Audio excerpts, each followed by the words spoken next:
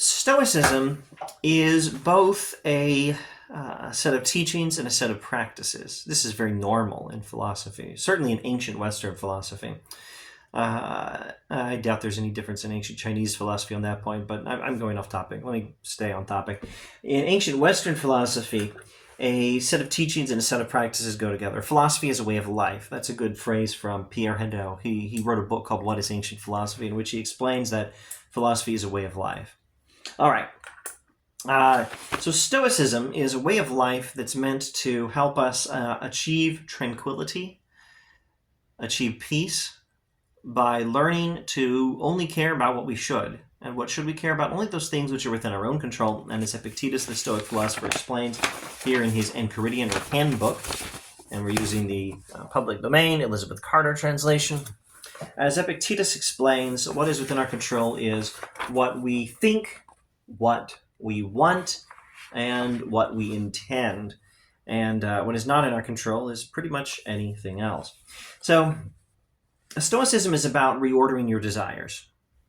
Now, reordering your desires is not easy, necessarily. You can't just say, well, I realize that money is not something that's within my control, therefore I don't mind not being rich.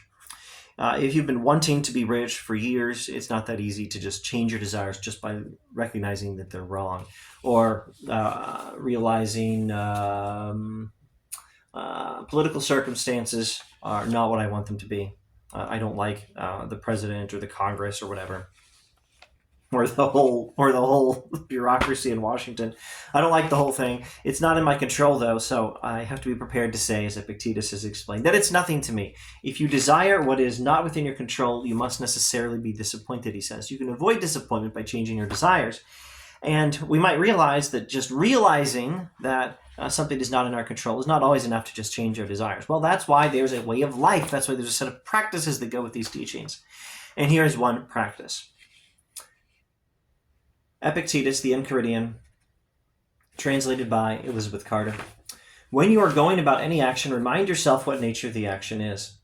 If you're going to bathe, picture to yourself the things which usually happen in the bath. Some people splash the water, some push, some use abusive language, and others steal. Thus you will more safely go about this action if you say to yourself, I will now go bathe and keep my own mind in a state conformable to nature.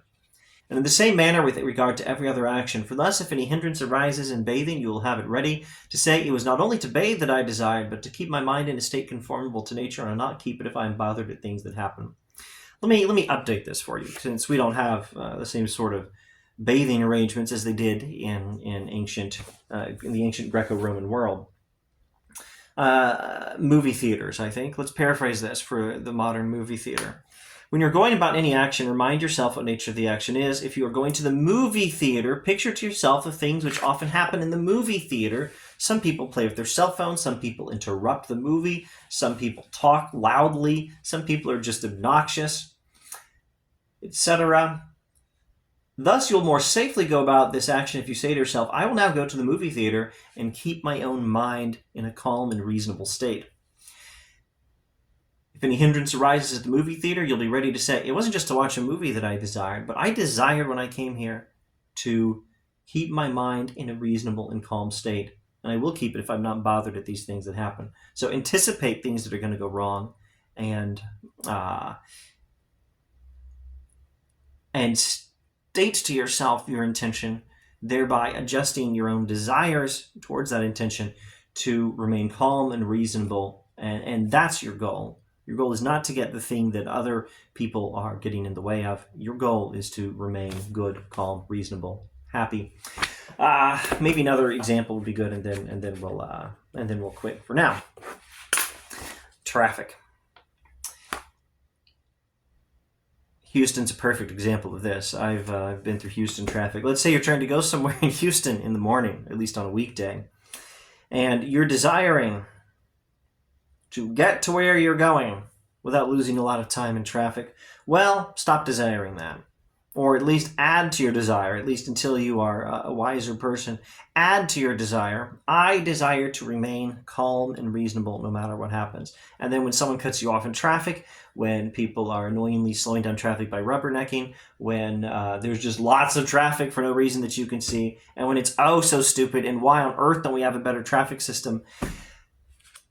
When these things happen, you can remain calm, you can remain happy, because you're training yourself to not desire to be able to control that which you cannot control. That's what Stoicism is all about. And that's all. Thanks for watching.